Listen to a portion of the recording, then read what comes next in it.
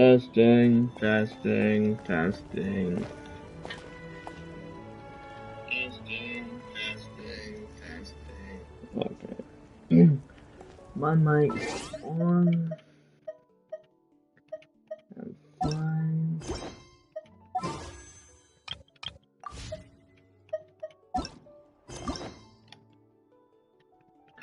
Okay, let's continue this. Might as well navigate. The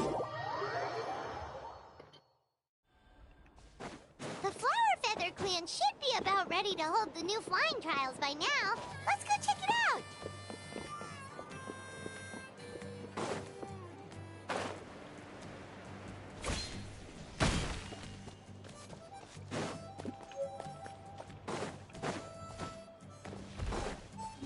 Let's go.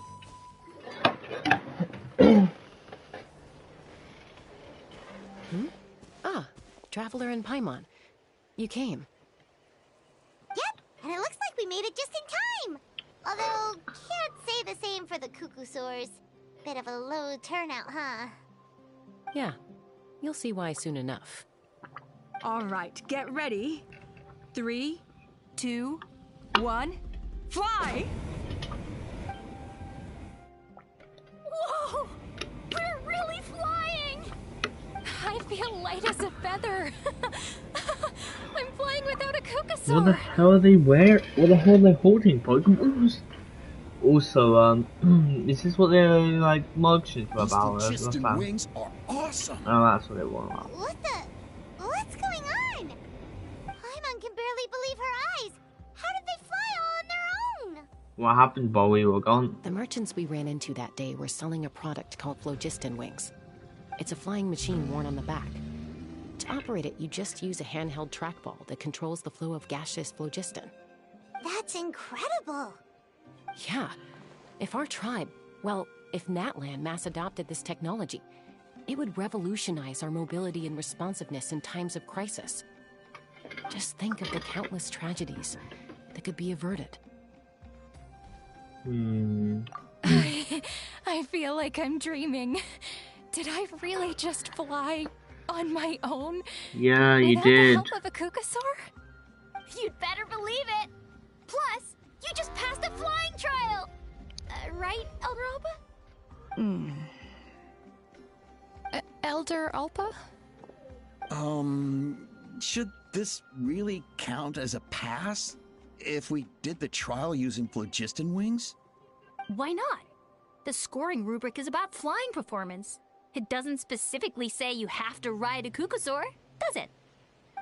Yeah, maybe, but... I mean, even Chaska had to ride a Cuckoosaur in a trial, right? And the whole point of the trial is to test both your flying technique and your ability to work with a Saurian companion.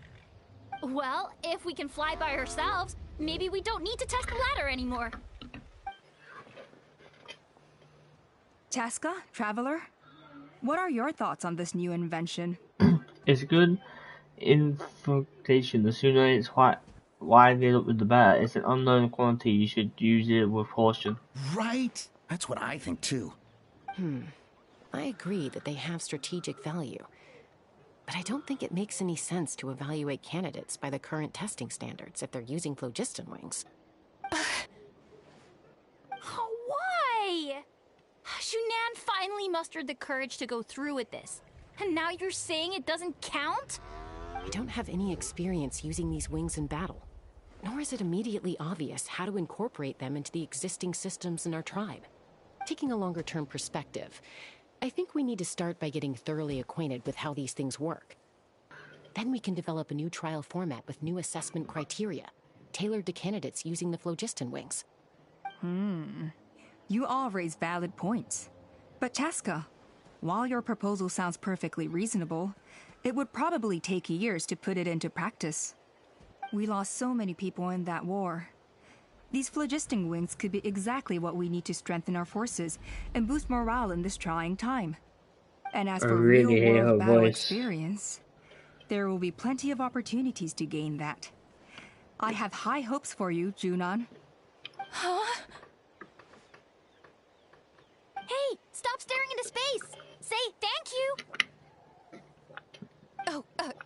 Thank you. Thank you, Elder Alpa. You have nothing to thank me for. Remember, the way you got your wings back was by relying on yourself. Oh, Elder Alpa! Bad news! Kukusaurs are attacking the merchants again! Again? Okay, everyone, stay put while I... Huh? Chaska?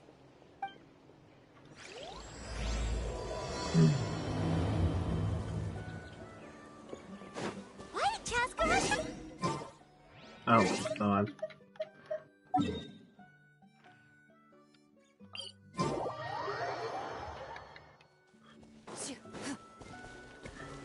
I feel like the emojis did something, right?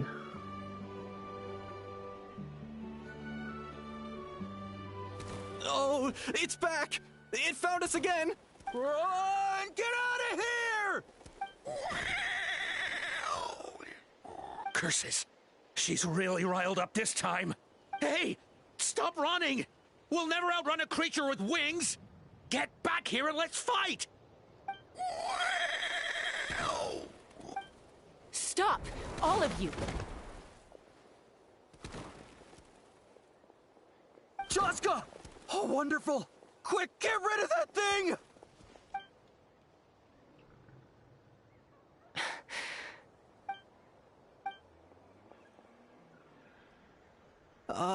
What's going on? Why isn't she doing anything? So it really is you, sister. Wait, sister? That Kukusaur is Chaska's sister?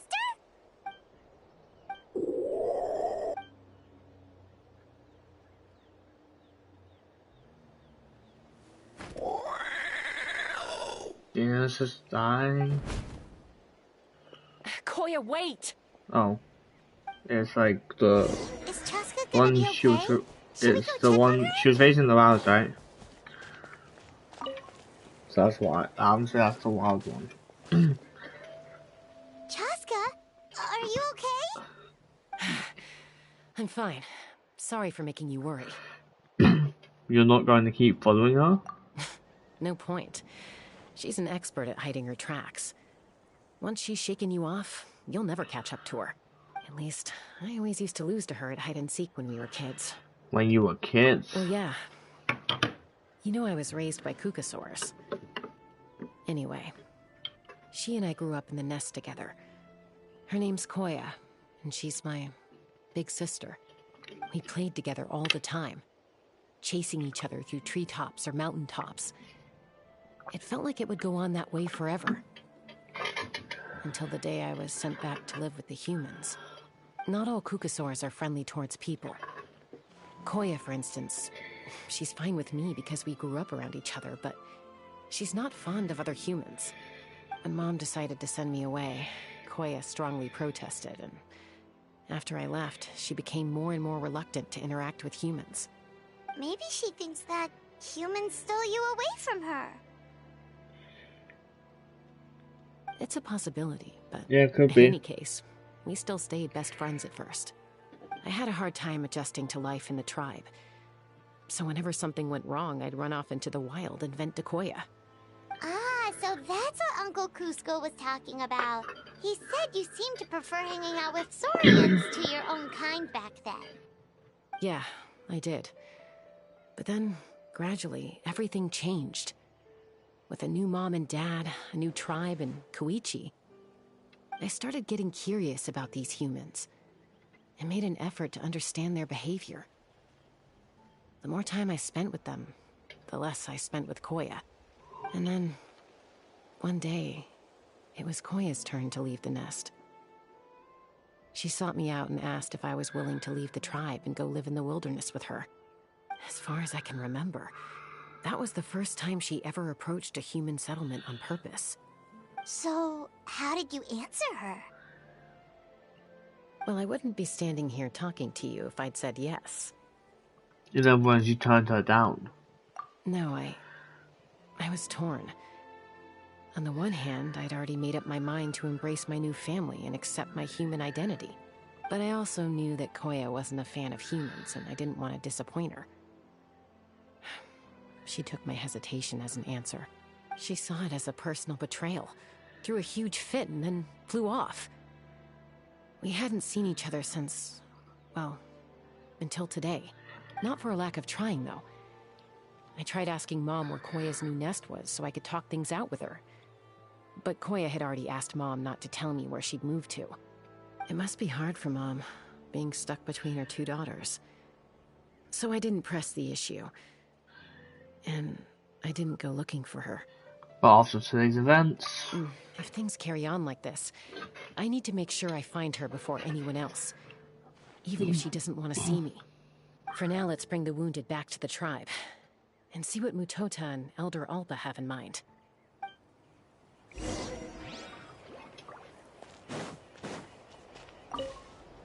What was wrong with that Kukusaur? Why was it so aggressive? If we just let it escape back into the wild, who's to say it won't attack again? I thought that the alternative is like kill her.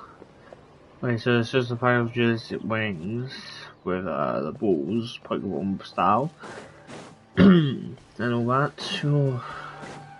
I don't have anything on me, right? Just like by anything on me, I mean just say like things.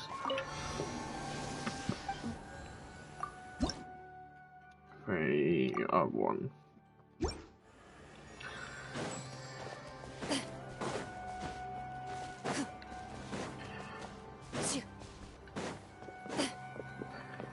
I about like what 14 give or take.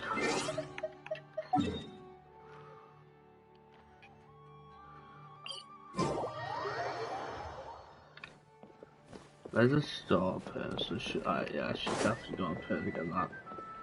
This one's like so much easier than others. I feel like what if I can get on this, it would be.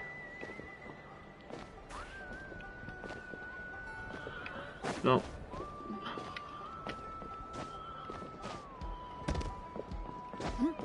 Alright, maybe not because. God, you can't climb on the rock directly. I didn't know that.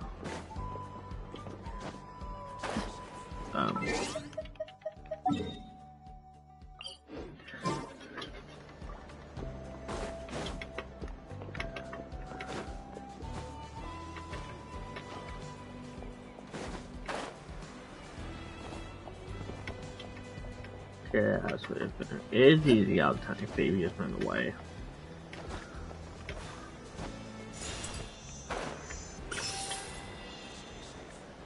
Making sure there's no simple chest. Just more, you the chest for I'll do that down there.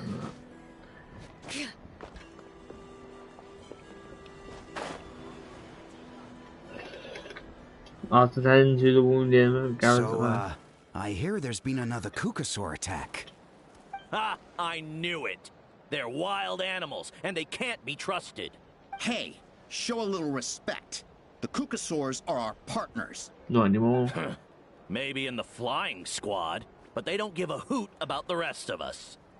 Well, now that we have the phlogiston wings, do we even need the Kukusaurs anymore? Are you kidding? How are we supposed to protect our tribe without them? I didn't mean it like that. Huh? Protect our tribe? Or are you just scared that your precious flying squad will lose its prestigious position? You take that back! Things are changing so quickly. Chaska, there's a conflict emerging there. Aren't you going to nip it in the bud? The whole tribe's talking about this now. Breaking up a single fight won't solve anything. The real source of conflict here is the phlogiston wings. And what happened with Koya. On any other day, people would just brush this attack aside. After all, clashes between wild Kukusaurs and humans are no more common than those between people. But now that the phlogiston wings have entered the equation, it's sparked a debate over whether our tribe needs the Kukusaurs at all. I worry that we risk repeating the mistakes of the Cinder City. Back then, Lord Ochkan's hatred of the Saurians nearly destroyed the peace forged by the Pyro Archon. Chaska, to prevent things from deteriorating further, I'd like to task you with restoring peace to the tribe. I will. Traveler, you've already done so much for Natlan. And the Flower Feather clan has no right to ask more of you. But... Say no more, I'm in. Shoshka is my friend. The Flower Festival tribe are my friends. Thank you. And don't forget about Paimon. Just leave this to us. Paimon, you can leave. This whole situation has unfolded I so do quickly not like your that it's put voice. us on a back foot. To tell the truth, it makes me a little suspicious. You think someone might have orchestrated all this? It's possible. Leave it with me. I'll look into it.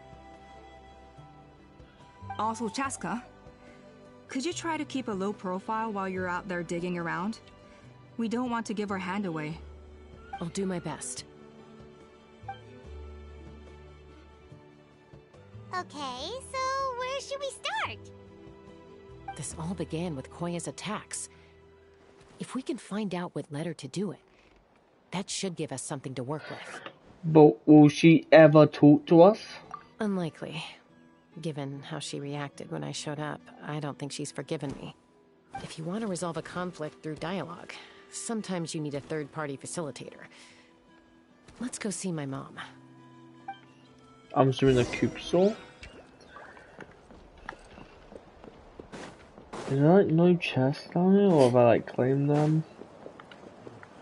Beats me.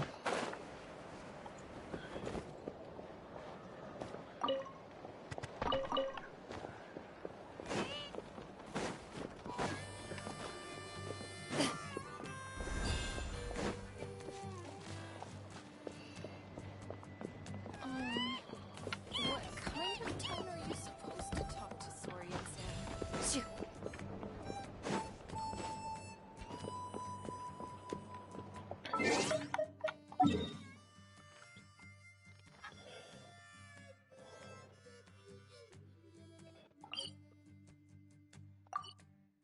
That's the one I almost went to say else. Which is because I need to make sure I cook. It's not. I almost said here, I was like, no, Monster Network is, that's when the other quest starts.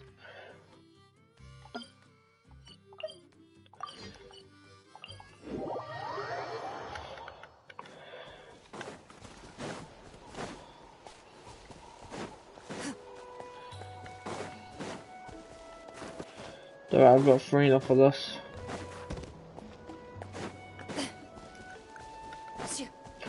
And I've got D-Luke for this.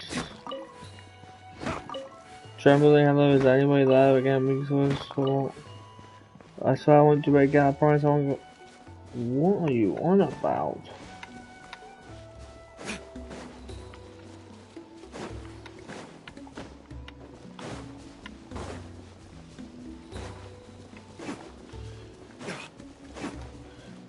It's just an outfit. Alright, let's finish this fast. I think it's this the way actually, because I think I can open that door. Shower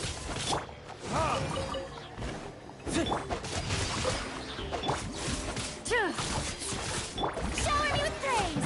Let my name echo in song. Aha! That was quick. Get demolished! Evil looks. Shoot on sight.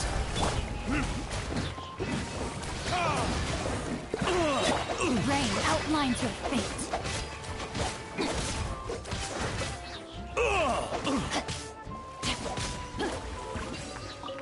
Time to act. Time to act.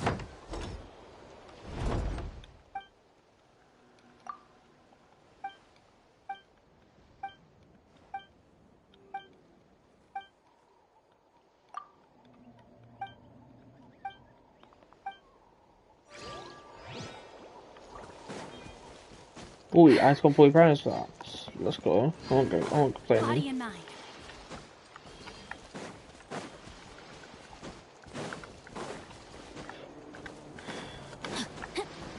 Come on! Let's finish Show this your fast. courage.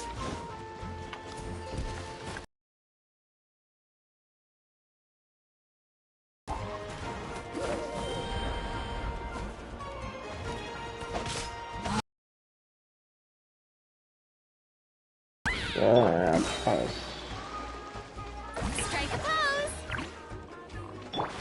Oh, that would have been amazing. Oh, if you could switch back, it just a minute ago. Hello there. Welcome to the stream.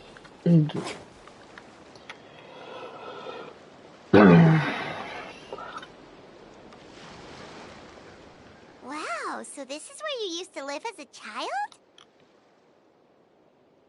Mm-hmm. When I was little, we used to do this thing where I jump from the right top now of I'm this just tree, doing and a Koya would quest. fly over from the platform and catch me in midair.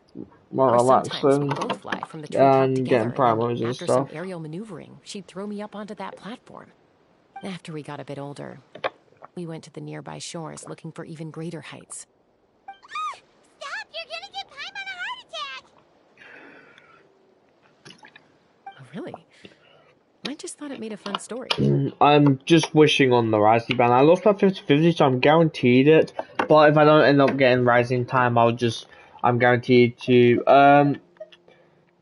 I literally recently bought something on Genshin, but I only bought the Welkin, so I've only spent £10 on this game.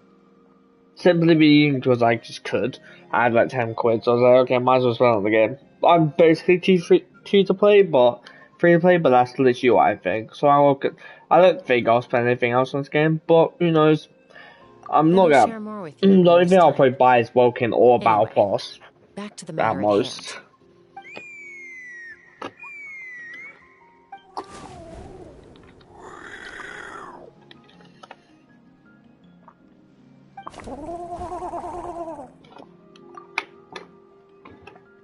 I bought like 2 Welkins. That's about all.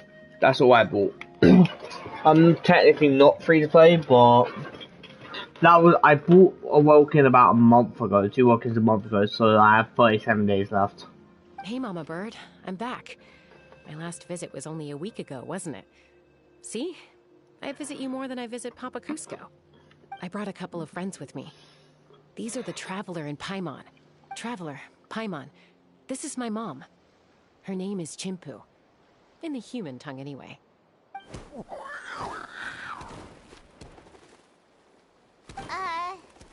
Hi, so you understand Saurian language? No, not really. I don't speak it as such, but I can sort of get the gist. Although only with Mom and Koya, since I spent my formative years with them. Even then, it's basically a best guess based on their sounds, body language, and expressions. Seems to work about 9 times out of 10, anyway. As for whether Mom understands me, I can't always tell. But somehow we still manage to communicate. Call it the family bond, I guess. Don't worry. I'm doing well, but I think Koya might be in some trouble. Jonathan explains to Chimpu for I know she's never been a fan of humans, but she's never deliberately attacked them before either. What's behind this sudden change? Not physically, it's 160 bucks. Does, Auntie Chimpu know anything? I know that's like a mistranslation or whatnot. Koya hasn't visited her in a long time. I'll play through this. Could you please tell me where she's living nowadays? I really need to talk to her. If this animosity between her and the tribe continues, then the next time there's an incident, I don't know if I'll make it there in time.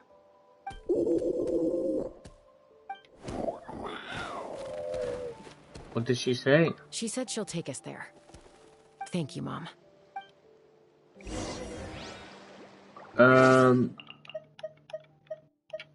If I go to I mean, that's 10 hours, 6 that's on. I don't know what you meant, but I'll just show a bunch of stuff. My literally, I have welcome mats.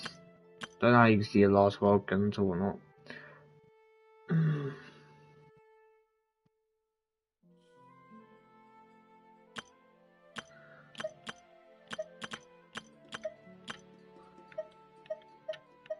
Yeah, remain 5-7 days. This is crystal. Oh, the crystals. I did use the crystals on Farina. Yeah, it's like what I think it's like 6 wishes, 6 or like 5 wishes, I think. I just put them straight to my parameters so I can use them. Yeah, okay. Anyway. I might as well character on sec. Because these are my account. Because I lost I just got D-loop. I mean, I don't mind D-loop, to be fair. Let's see. I only see one. I'm not going for multiple C's. I feel like I don't think if I'll ever get a multiple C on a 5-star unless it's a standard because I'm doing 50/50s. There may be a point where in the future I'll go for C1 or 2. Is that up here? That's not it, right? It's not it. Where the heck is it?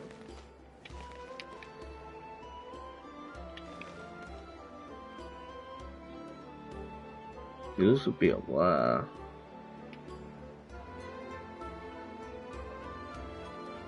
Go up now. I'm not really doing co-op, but if you want to go on my if you want to add me, you can. I can accept that friend request or whatnot. And then when I do co-op, if you're on the thing, I don't mind playing. I don't. Where is this star? Are we at like 2 to 1 because my code's right now at the bottom. It's 763747683. I personally hate typing account nicknames, especially on these so much. Also, what's that? Adventure book? No, it's only one. No idea.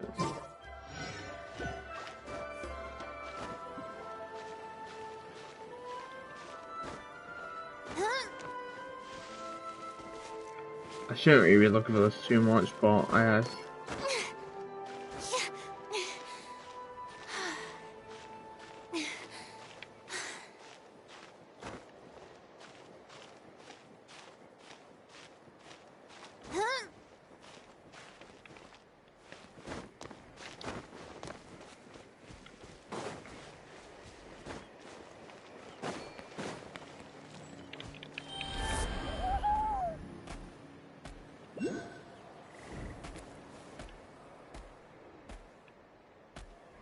Yeah, I feel that it's not it's completely not the way it could be. It's up there, it's 100%.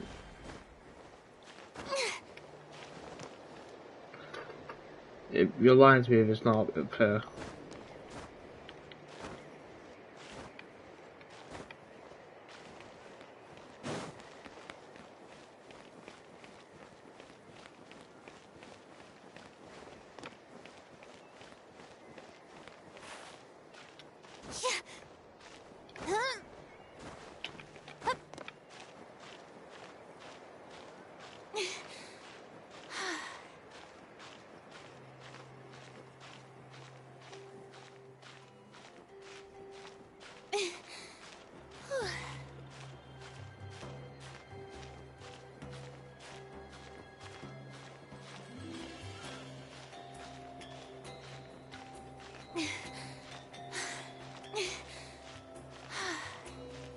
Yeah, it's up there.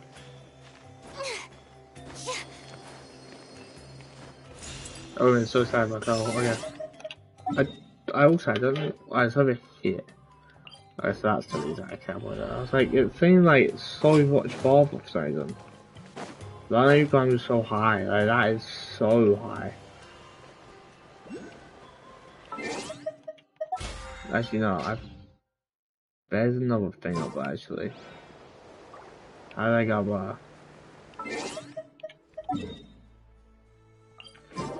I'm climbing back up.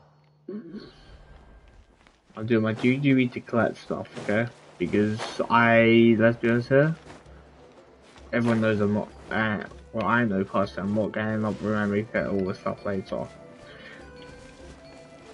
I think this also says that it should be really good. I wish I realized this one before I climb back up.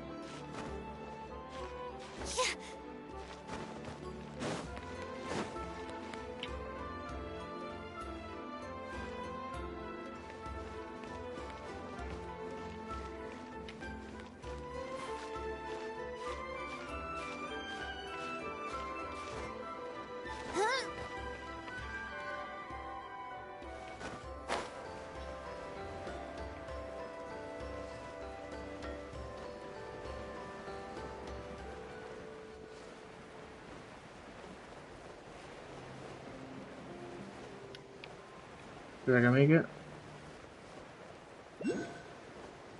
Seems like I will.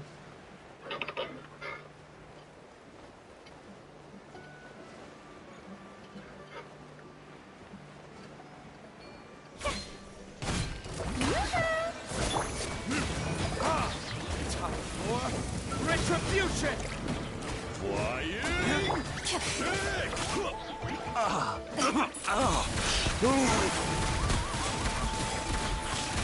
Rain outlines your fate.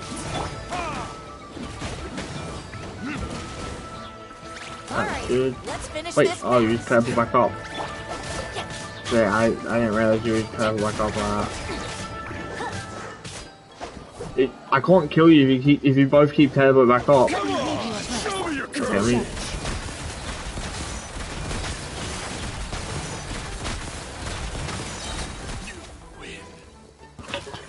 Alright, let's finish this. once it's down. Strike a pose.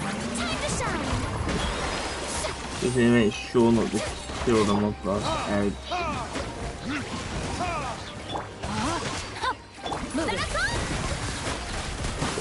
That was quick. If these items are unclaimed, we may take them without controversy. Okay, I did go somewhere. I did realize that was the wrong one earlier. So, which two is the one that's marked?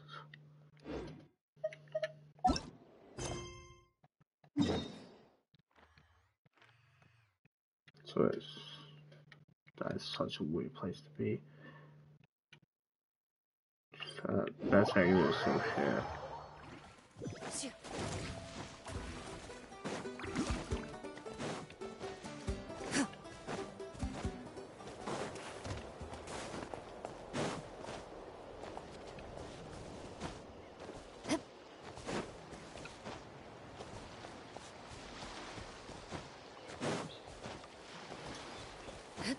Actually, it wouldn't have been pretty far if I didn't teleport away, I just realised that.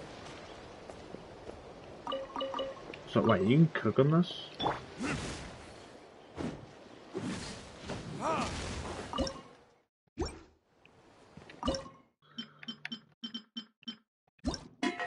It's got a bunch of spaghetti now.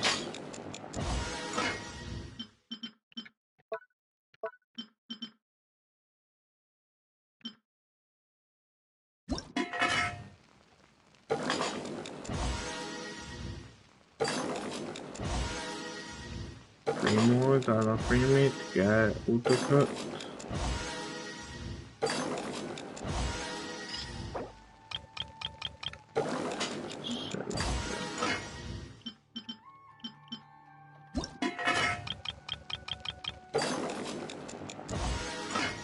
Okay.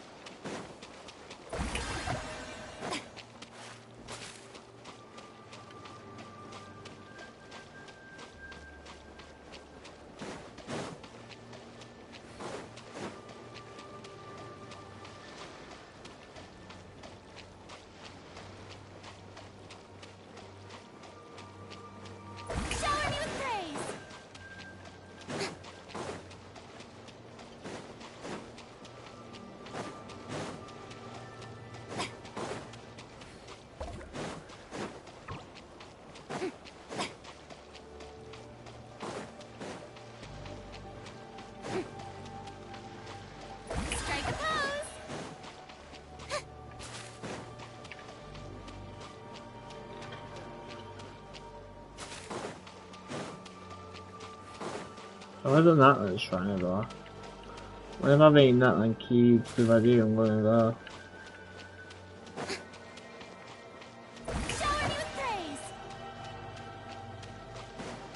Oh, I was straight into a frame cutscene, sick. This is a really remote location. Guess she was trying to get as far away from humans as possible. We stay here? Okay. Got it. Traveler. Paimon. Mom says we should stay out of sight for now. She'll talk to Koya first. Koya is very hostile toward humans right now. So if we show up unannounced, it might just make things worse. Got it.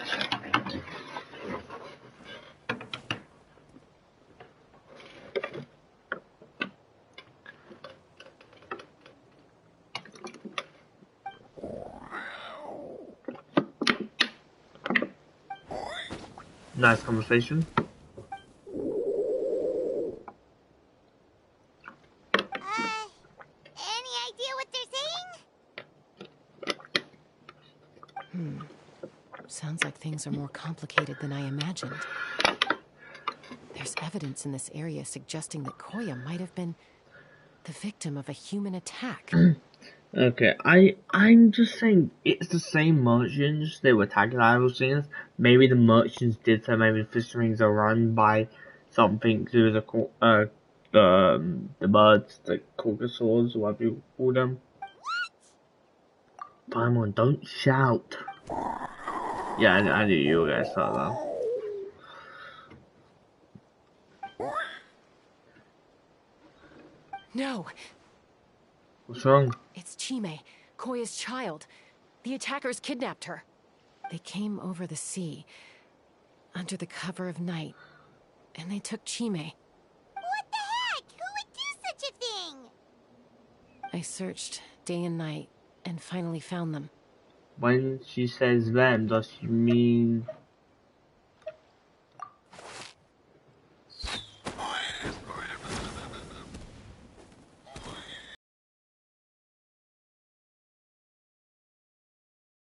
Oh yeah! T'Pol's contraption is working like a charm. Got her in one! Hey, there's another one! Wait, is that the one that got away last time? Who cares? Just get them all! T'Pol pays us per catch.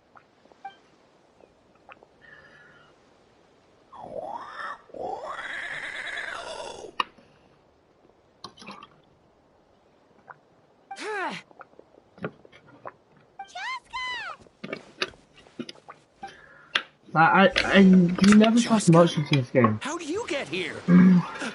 Quick, stop her! Don't you even think about running away! That was easy.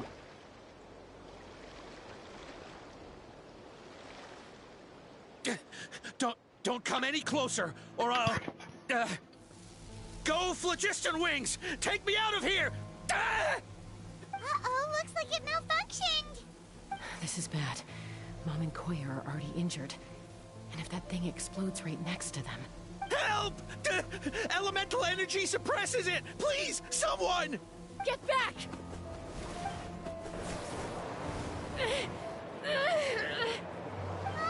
It's still going, and it's getting worse.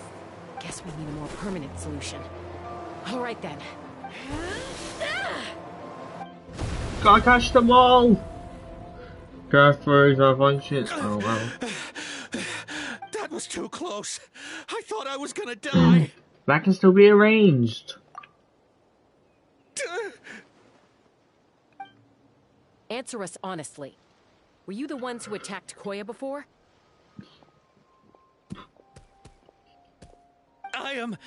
No, it was...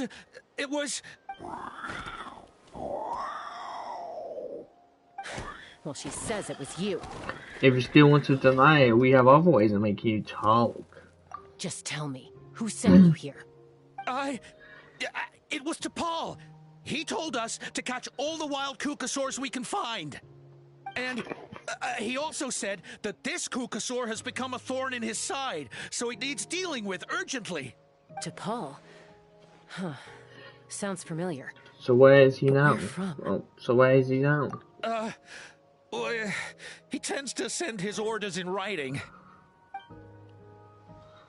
He pretty much never communicates with us in person. When he does, he wears a mask to hide his face. And whenever we trade Kukasaurs for phlogiston wings, we deal with his henchmen. So you didn't even make those wings? All we did was slap some labels on them and transport them over here, to make them look like they're imported. To make it harder to trace their origins. Why does he want you to catch Kukasaurs? I don't know, honest! Well, that's mighty convenient, huh? What about if I held a gun to your head? Would that change your answer? No need. I'm sorry. I'll tell you everything I know. T'Pol doesn't tell us much, but he always stresses that he wants them alive. So that gives us some clues. This is just a best guess, of course, but we suspect that the gaseous phlogiston stored in the trackballs is drawn directly from the Kukasaurs. What? I thought it was how I said it, Easy now. You're still injured. Hey, keep talking. Yes, ma'am. So, the gaseous phlogiston has to be highly refined in order to power the phlogiston wings. The slightest imperfection can have disastrous consequences, as you just witnessed. But the Kukasaurs have a natural ability to process gaseous phlogiston. So, if you use them as an intermediary, then... That's enough. So the Kukasaurs you took, where are they now? T'Pol should have them. But no one knows where he's based, apart from him and his henchmen. We've tried looking for it ourselves, even followed them a few times. But we always end up losing track of them. Random thought. Maybe they're hiding up in the sky? I guess this means we can't can't go after the ringleader yet. T'Pol. I'm sure I've heard that name. Maybe it was... Chaska, Traveler! I feel like it's I'm going off of thinking a pool to pull. I think it's a Apollo, whatever her name is. I think it's her. She's the pool. It would make so much sense. That voice! It's Appa!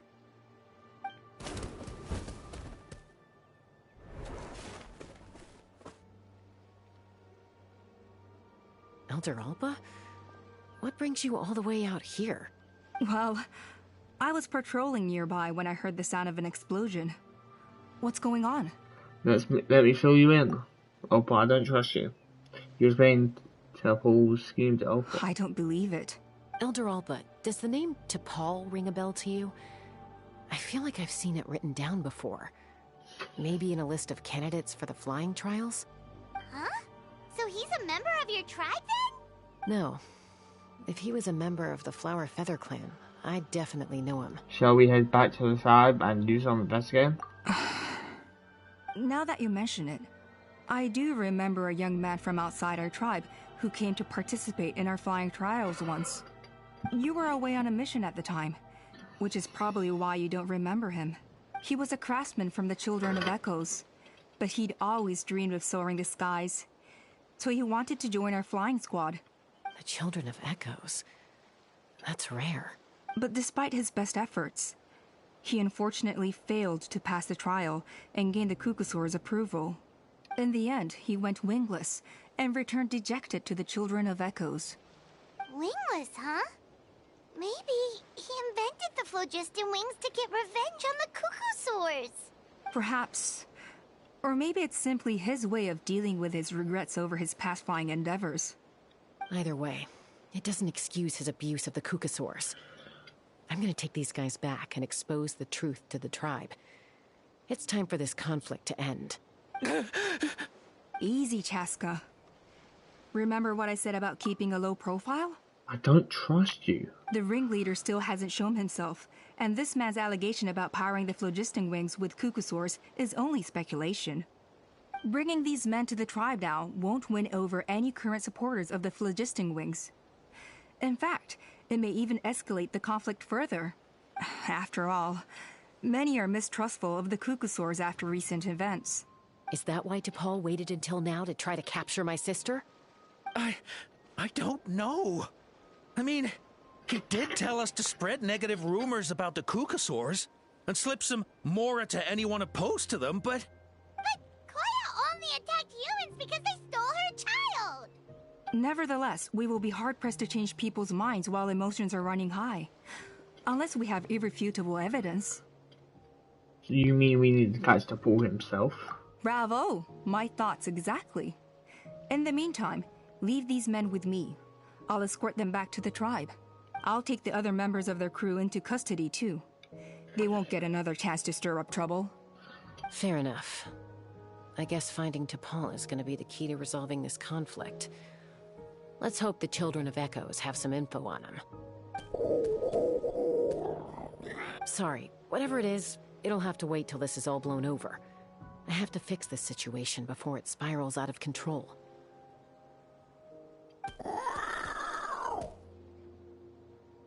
Mom, Sis, rest up and get well soon. I gotta fly.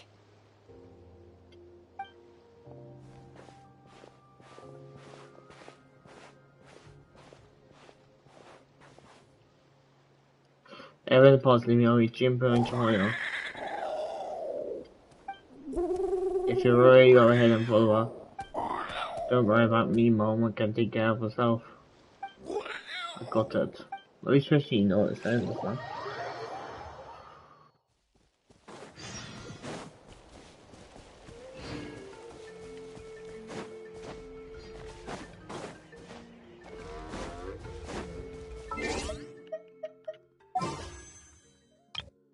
What the hell? I'll put it up in here. No, okay.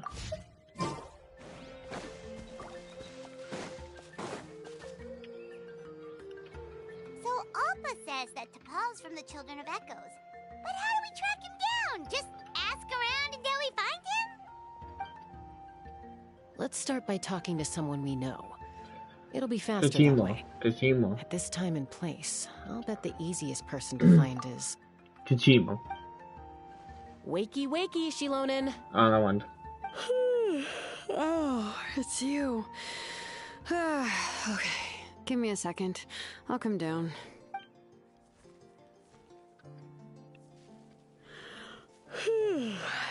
Seems like you two both love climbing trees. I climb trees to fly further and see farther. I don't usually stop for a nap. Well, we're not all like you. Always full of energy, even after flying around all day. Yeah. So, you've come all this way and interrupted my precious nap time. Might I inquire as to, why? I'm sorry, Shilonen, but it couldn't wait. Does the name T'Pol mean anything to you? He's a craftsman, apparently. Huh. T'Pol. Yeah, that rings a bell. I think that's Puma's child. Is this T'Pol in the tribe right now? Nope, I'm afraid you're a few years too late. Why are you looking for him? It's a long story. You tried to explain what happened simply and briefly. Huh, phlogiston wings. Wow, okay. The kid actually pulled it off. Well, looks like, no more rest for me today. Pulled it off? You mean he's tried making something like this before? Yeah, he started trying to build a flying machine right after he got back from the Flower Feather clan. So right after he went wingless, then. Was this flying machine anything like the gun you made me? You mean your gun that's harder to tame than the proudest Cuckoosaur? No, he wanted to build something that allows anyone to fly freely, even if they're not naturally gifted. But he never got very far back then, though. Blew up his workshop a few times and barely made it out alive. I never really kept up with him after that. His parents traveled a lot in their youth and only returned to the tribe after he was born. But they settled in a remote area and don't interact with other people much. Which means most people in the tribe don't know them very well. Your best bet is to chat to his direct family. I'll go get Puma. Wait for me in front of the workshop. I won't be long. Yes, ma'am.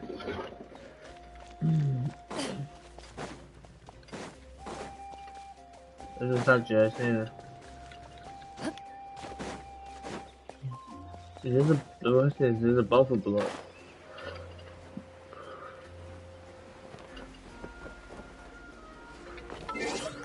Wait one second.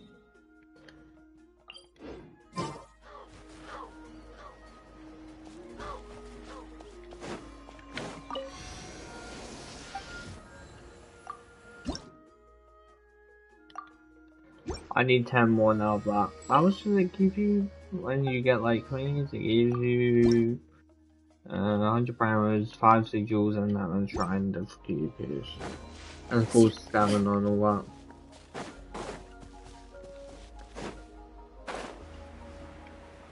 I kind of want a video where you can start off like all these, just doing Natland bounties. That'd be a fun video. Just like, you know.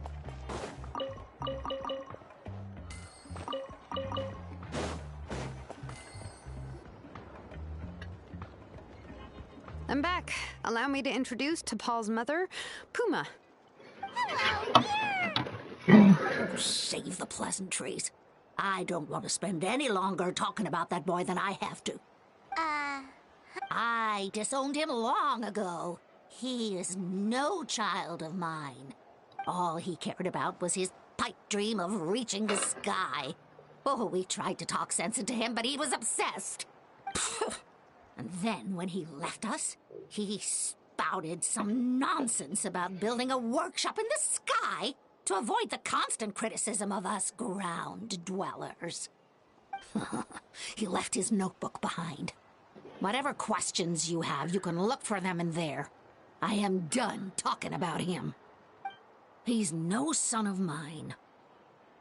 He never called me Mom anyhow. That's it anyway, but you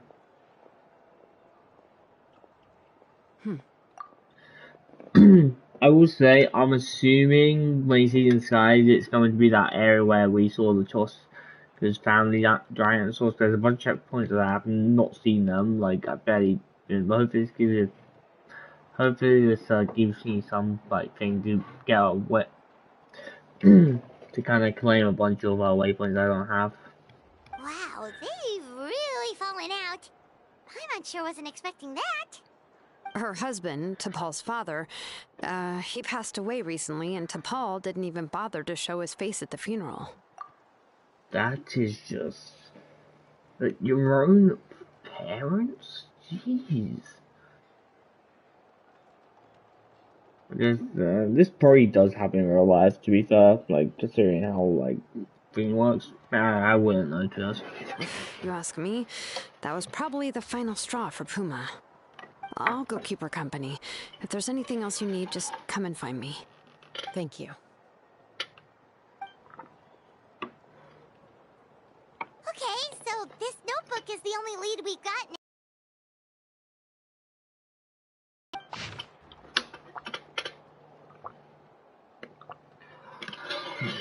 Actually, to be fair, the point of her, so maybe she's dying.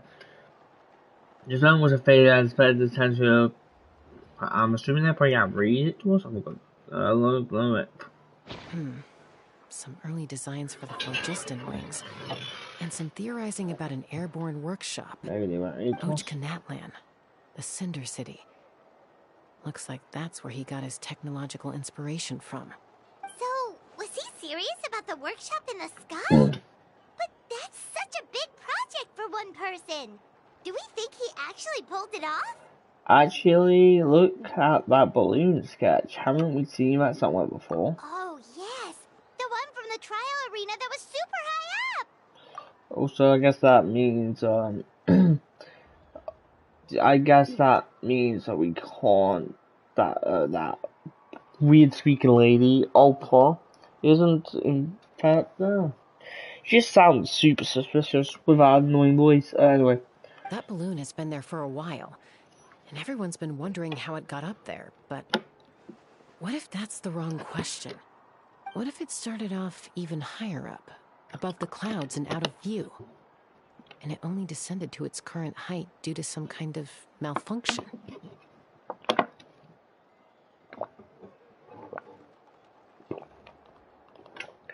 I mean, boom functions. Maybe that also uses the Kukasaur's philosophy or whatever you want to call, whatever it's called or whatnot. In other words, it could be part of T'Pol's workshop? Seems likely. If T'Pol's base had been hiding above the clouds this whole time, that would definitely explain why Isidore couldn't find it. I totally called it! But how do we get up there? Chaska, can you even fly that high? By myself? Possibly. But with a passenger, no chance. I doubt even phlogiston wings could take you up that high. At least, not without that relic T'Pol mentioned in his notebook. Yeah, and he's probably holding on to it. We'll have to find another way. Can't you fly up that high, Paimon? Nope. That's way beyond Paimon's altitude. Also, would you really expect Paimon to go up there and take on T'Pol all by herself? Let's not worry. Just because we can't think of a solution doesn't mean no one else can. I'm not the only flying expert in my tribe, you know. Oh, good point. We should go ask Elder Alpa. And Mutoda. He was quite the flying ace back in the day, too. Let's head back and see what they suggest.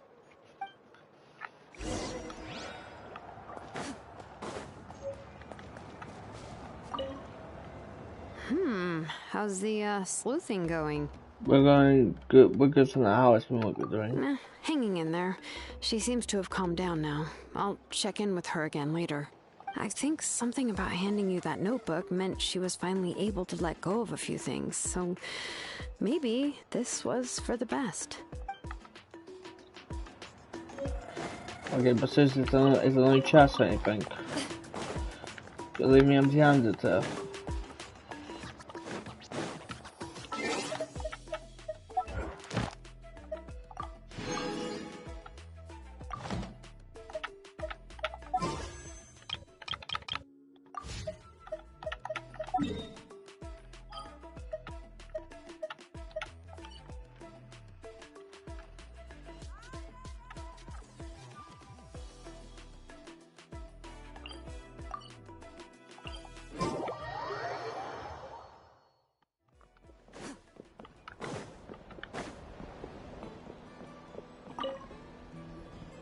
Chaska, you're finally back. Things are getting really tense in the tribe. Have you made any headway with your investigation? Yes, we have made headway in our investigation. Do you know that balloon up in the sky? That's a part of his workshop. We kind of need you to go up that aptitude to, get the stuff done. Some people even think we arrested the merchants just to support the flying squad and crack down on the phlogiston wings. And things are still escalating, aren't they? Even though we round up the merchants, maybe there are other parties out there fanning the flames too. We found some promising leads, but there's a major obstacle standing between us and the irrefutable evidence we need. Just explain what you found out about T'Pol. Okay. A relic from the Cinder City? So Och Khan's still managing to sow discord, even after all these years. An airborne workshop and a hot air balloon above the trial arena. And that's where you're trying to get to now? Yes, that is where we're trying to get to. I'm also trying to get to the toilet. So, yes. I will be right about that. It's all literally probably always happens in basically all my story quests. I keep drinking, so I'm in the toilet really badly. Yeah, so see you guys in a bit.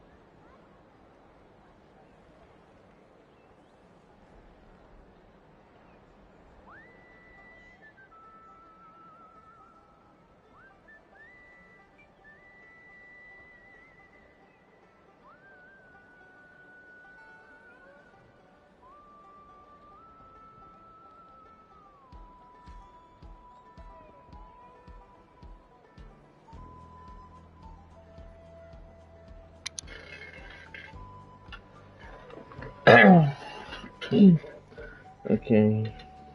Testing. Just to make sure my mic is on.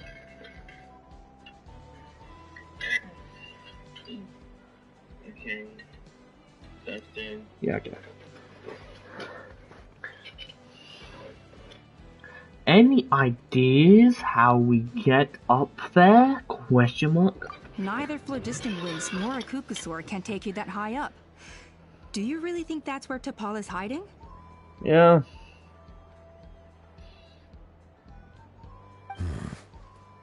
You know what? There might just be a way. Really? Do you still remember those spouts in the arena? When they were all blocked, the gaseous phlogiston was trapped and unable to flow. But now, it's flowing freely. If we were to block them up again... You mean all of them except the one at the very top of the arena? To build up the pressure there? Precisely. With all the gaseous phlogiston flowing through one spout, it would create a high-pressure wind current. And then we just ride it up into the sky! Yes. It has its risks, but with Chaska's abilities, I think she could manage it. It's an extremely risky approach, but I agree that it's feasible. If you want to give it a try, check with Inkanak at the trial grounds. She can explain how to block the spouts. Chaska, if anyone has a hope of seizing this evidence from the high heavens, it is you. And me. And me. We'll do our best to manage the conflict within the tribe while you're gone. Hopefully, it'll buy you some time. Chief, we should put a defense plan in place, just in case. You sound so AI.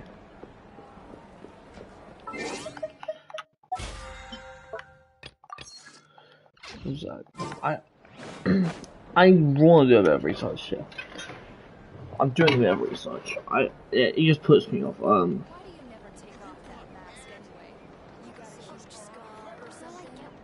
What am I hearing?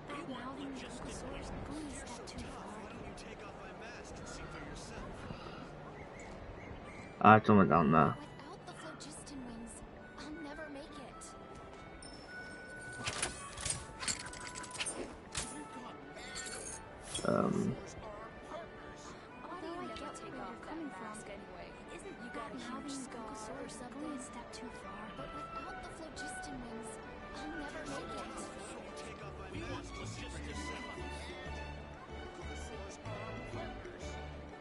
A duel is a battle of wills, and the sword an extension of the duelist's spirit. If your heart recoils in fear, then your sword may as well be in its scabbard, because you will not wield it effectively against your foe.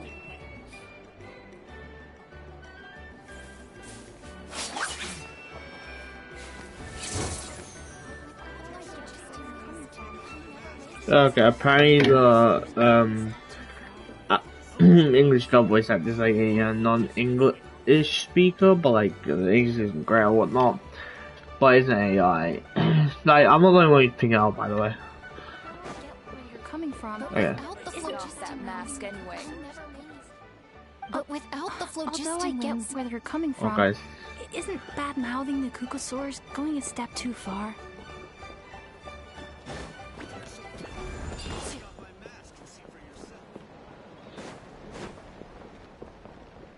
I think in the tribe.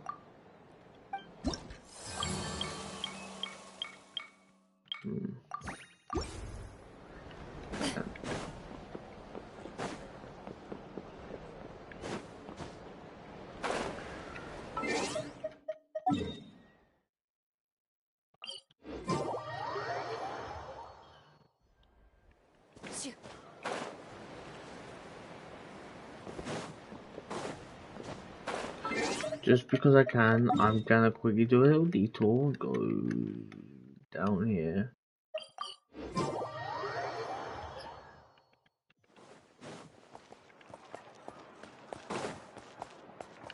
Well, as long as I'm past this, figure.